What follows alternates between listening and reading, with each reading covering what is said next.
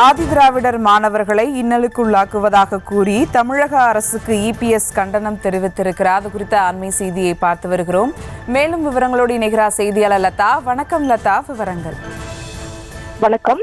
News Tamil செய்தி எதிரொலியாக அதிமுக பொதுச் செயலாளரும் எதிர்க்கட்சி தலைவருமான எடப்பாடி பழனிசாமி கண்டன அறிக்கை ஒன்றை வெளியிட்டிருக்கிறார். நியூஸ் தமிழ் செய்திக்குழுவானது கடந்த 2 நாட்களுக்கு முன்பாக மயிலாப்பூரில் இருக்கக்கூடிய ஆதிதிராவிடர் மாணவர் விடுதியில் இருக்கக்கூடிய அந்த அடிப்படை வசதிகள் இன்றியும் சுகாதார வசதிகள் இன்றியும் இருக்கக்கூடிய அந்த நிலையை செய்தியாக வெளியிட்டிருந்தது. முக்கியமாக அந்த மாணவர்களுக்கு, அங்கே தங்கி படிக்கக்கூடிய மாணவர்களுக்கு உணவு சரியாக கிடைக்கவில்லை என்றும், நிறைய மாணவர்கள் பசியும் பட்டினியுமாக கிடப்பதாகவும், அங்கே குடிநீர், அதே போல கழிவறை உள்ளிட்ட எந்தவித அடிப்படை வசதிகளும் இல்லை என்பது தொடர்பாக அந்த செய்தியானது நியூஸ் தமிழ் குழு கள ஆய்வு செய்து அந்த செய்தியை வெளியிட்டிருந்தது. தற்பொழுது அதற்கு எதிர்க்கட்சி தலைவரும் அதிமுக பொதுச் செயலாளருமான எடப்பாடி பழனிசாமி கண்டன அறிக்கை ஒன்றை வெளியிட்டிருக்கிறார். நியூஸ் தமிழ் செய்தி எதிரொலியாக இந்த கண்டன அறிக்கையை வெளியிட்டிருக்கக்கூடிய நிலையில அதுல என்ன மாதிரியான விஷயங்களை அவர் குறிப்பிட்டிருக்கிறார் என்றால்,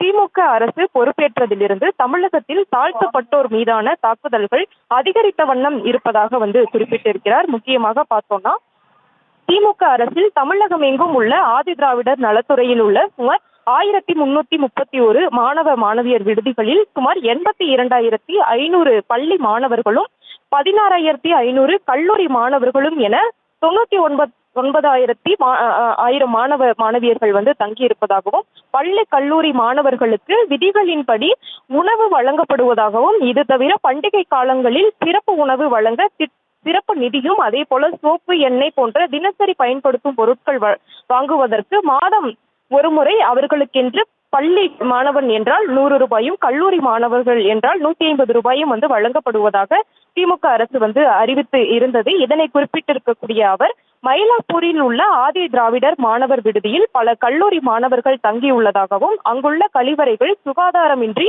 கதவுகள் உடைந்த நிலையில் காணப்படுவதாகவும், இரவு நேரங்களில் வெளியாட்கள் வளாகத்தில் மதுபானங்கள் அருந்துவதாகவும், அசைவ உணவு வழங்கப்படும் போது 1/3 பங்கு மாணவர்களே சாப்பிடக்கூடிய அளவு உணவு வழங்கப்படுவதாகவும், பல மாணவர்கள் சாப்பாடு இல்லாமல் பசியோடு இருக்கக்கூடிய சூழல் உள்ளதாகவும், தண்ணீர் தொட்டி சுத்தம் செய்து பல ஆண்டுகள் ஆகியுள்ளதாகவும், இது போன்ற பல குறைகள் குறித்து பலமுறை நிர்வாகத்திடம் புகார் அளித்தும் எந்தவித நடவடிக்கையும் எடுக்கப்படவில்லை என்றும், இங்கு தங்கியிருக்கக்கூடிய மாணவர்கள் வேதனையுடன் ஊடகத்திற்கு பேட்டி அளித்து இருப்பதாக குறிப்பிட்டிருக்கக்கூடிய எடப்பாடி பழனிசாமி, ஏற்கனவே திமுக அரசு ஆதிதிராவிடர் மாணவர் விடுதிகளுக்கு விடுவிக்க வேண்டிய நிதியை காலதாமதமாக வழங்குவதால் அங்கு தங்கியுள்ள மாணவர்களுக்கு ஏற்படும் சிரமங்களை விலக்கி உடனுக்குடன் நிதியை விடுவிக்க ஏற்கனவே நான் வலியுறுத்தி இருக்கிறேன் என்றும் குறிப்பிட்டிருக்கிறார். மேலும் ஆதிதிராவிடர் விடுதிகளில் தங்கியுள்ள மாணவர்கள் ஒருமித்த குரலில் அரசு உணவு வழங்கும் பணம் குறைவு என்றும், உணவுப் பொருட்களின் தரம் குறைவாக உள்ளதாகவும், அசைவ உணவுகள் பரிமாறப்படும் போது 100 மாணவர்கள் உள்ள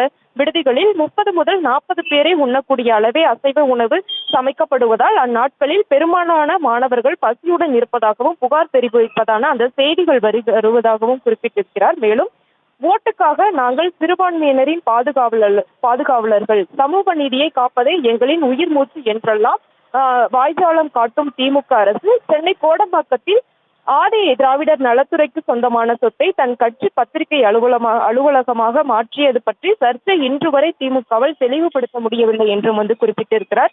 இதற்கிடையே நியூஸ் தமிழ் செய்தி எதிரொலியாக தற்பொழுது எடப்பாடி பழனிசாமி இந்த கண்டன அறிக்கையை வெளியிட்டிருக்கக்கூடிய நிலையில உடனடியாக தமிழகம் முழுவதும் சிறப்பு குழு அமைத்து ஆதிதிராவிட மாணவ மாணவிகளினுடைய விடுதிகளை போர்க்கால அடிப்படையில் உணவு, சுகாதாரம் மற்றும் அடிப்படை வசதிகளை சீர் செய்ய வேண்டும் என்று வலியுறுத்துவதாகவும் அந்த அறிக்கையில் தெரிவித்திருக்கிறார்.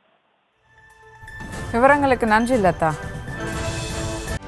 செய்திகளை உடனுக்குடனும் துல்லியமாகவும் தெரிந்து கொள்ள சப்ஸ்கிரைப் பண்ணுங்க.